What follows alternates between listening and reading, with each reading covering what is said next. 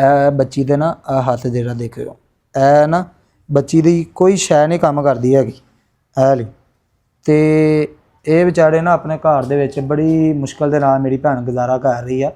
ਤੇ ਬਾਜੀ ਦੱਸੋ ਕੀ ਮਸਲਾ ਮੇਰੀ ਭੈਣ ਨੂੰ? ਭਾਈ ਮੈਂ ਬਹੁਤ ਮੁਸ਼ਕਲ ਹਾਲਾਤਾਂ 'ਚ ਗੁਜ਼ਰ ਰਹੀ ਹਾਂ ਭਾਈ। ਮੇਰੀ ਬੱਚੀ ਆ ਵਿਚਾਰੀ ਬਿਮਾਰ ਆ ਕਾਫੀ ਦਿਨਾਂ ਤੋਂ, ਨਾ ਇਹਦੀ ਮੈਂ ਮੈਡੀਸਨ ਵਗੈਰਾ ਲਿਆ ਸਕਦੀ ਆ, ਨਾ ਘਰ 'ਚ ਖਾਣ ਨੂੰ ਕੁਛ ਆ, ਨਾ ਰਾਸ਼ਨ ਵਗੈਰਾ ਕੋਈ ਐਸੀ ਚੀਜ਼ ਨਹੀਂ ਆ। ਇੰਨੀ ਕੁ ਜਗ੍ਹਾ ਜਿੱਥੇ ਮੈਂ ਗੁਜ਼ਾਰਾ ਕਰ ਰਹੀ ਹਾਂ, ਕਿਰਾਏ ਤੇ ਰਹਿੰਦੇ ਆ, ਨਾ ਕਿਰਾਇਆ ਜਲਦੀ ਦਿੱਤਾ ਜਾ ਰਿਹਾ, ਨਾ ਆਪਣੇ ਬੱਚੇ ਵਿਚਾਰੀ ਵਾਸਤੇ ਮੈਂ ਕੁਛ ਲਿਆ ਸਕਦੀ। ਇੰਨੀ ਮਜਬੂਰ ਆ ਭਾਈ ਮੈਂ ਹੋ ਗਈ, ਮੇਰੇ ਹਾਲਾਤ ਇੰਨੇ ਖਰਾਬ ਆ। ਅੱਲਾਹੁ ਅਕਬਰ।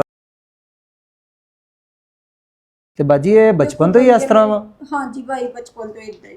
ਇਹ ਹੱਥ ਇਹਦੇ ਸਿੱਧੇ ਨਹੀਂ ਹੁੰਦੇ ਹੈਗੇ ਬਾਜੀ? ਹੱਥ ਨਹੀਂ ਸਿੱਧੇ ਹੁੰਦੇ, ਨਾਲ ਤੇ ਇਹ ਲੱਤਾਂ ਵੀ ਇਹਦੀਆਂ ਇਸ ਤਰ੍ਹਾਂ ਹੀ? ਹਾਂਜੀ ਆ ਦੇਖੋ, ਆ ਰੀੜ ਦੀ ਹੱਡੀ ਭਾਈ ਆ ਦੇਖੋ, ਇੱਕ ਸਾਈਡ ਨਹੀਂ ਹੋਈ ਪਈ ਵਿਚਾਰੀ ਦੀ ਨਾਲ। ਅੱਛਾ ਅੱਛਾ, ਥੋੜਾ ਜਿਹਾ ਹੋਇਆ ਥੱਲੇ। ਅੱਲਾਹੁ ਅਕਬਰ, ਅੱਲਾਹੁ ਅਕਬਰ। ਅੱਲਾਹ ਇਸ ਪਾਕ। ਟਾਈਮ ਭਾਈ ਖਾਣ ਨੂੰ ਸਾਡੇ ਘਰ ਨਾ ਕੁਛ ਆ, ਨਾ ਮੇਰੀ ਬੱਚੀ ਵਾਸਤੇ ਕੁਛ ਆ ਕਿ ਮੈਂ ਇਹਨੂੰ ਵਿਚਾਰੀ ਨੂੰ ਦਵਾਈ ਲਿਆ ਕੇ ਦੇ ਸਕਾਂ। ਅੱਛਾ, ਮੈਡੀਸਨ ਵਾਸਤੇ ਵੀ ਨਹੀਂ ਪੈਸੇ? ਨਹੀਂ ਭਾਈ, ਹੋਰ ਮੈਡੀਸਨ ਵਾਸਤੇ ਪੈਸੇ ਨਹੀਂ ਹੈ। ਬਹੁਤ ਮਜਬੂਰ ਹੋ ਕੇ ਭਾਈ ਮੈਂ ਤੁਹਾਨੂੰ ਯਾਨੀ ਕਿ ਫੋਨ ਕਰਕੇ ਬੁਲਾਇਆ। ਮੈਂ ਬਾਜੀ ਮੇਰਾ ਮੇਰੀ ਭਾਈ ਭੈਣ ਅੱਗਿਨੋ ਕਿੰਨੇ? ਭਾਈ 20,000 ਰੁਪਇਆ। 20,000 ਰੁਪਇਆ? ਹਾਂਜੀ। ਇਹਦੇ ਵਿੱਚ ਤੁਸੀਂ ਮੇਰੀ ਭੈਣ ਇੱਕ ਤੇ ਦੀ ਦਵਾਈ ਲੈ ਕੇ ਆਣੀ ਹੈ, ਠੀਕ ਆ। ਦੂਸਰੇ ਨੰਬਰ ਤੇ ਆਪਣੇ ਘਰ ਦੇ ਜਿਹੜਾ ਤੁਸੀਂ ਰਾਸ਼ਨ ਆ ਉਹ ਦੇਣਾ। ਦਵਾਈ ਨਾ ਹੋਵੇ ਤੇ ਫਿਰ ਉਹ ਮਤਲਬ ਝਟਕੇ ਵਗੈਰਾ ਲੱਗਦੇ ਆ, ਹੱਥ ਜ਼ਿਆਦਾ ਮੁੜ ਜਾਂਦੇ ਆ, ਮੈਡੀਸਨ ਨਾ ਮੈਂ ਦਵਾਈ। ਅੱਛਾ, ਖਿਚਾਓ ਪੈ ਜਾਂਦਾ? ਖਿਚਾਓ ਬਹੁਤ ਜ਼ਿਆਦਾ ਪੈ ਜਾਂਦਾ, ਅੱਲਾਹੁ ਵਿਚਾਰੀ ਦਾ ਅਕਬਰ। ਮੂੰਹ ਇੱਕ ਸਾਈਡ ਨੂੰ ਚਲੇ ਜਾਂਦਾ ਵਾ।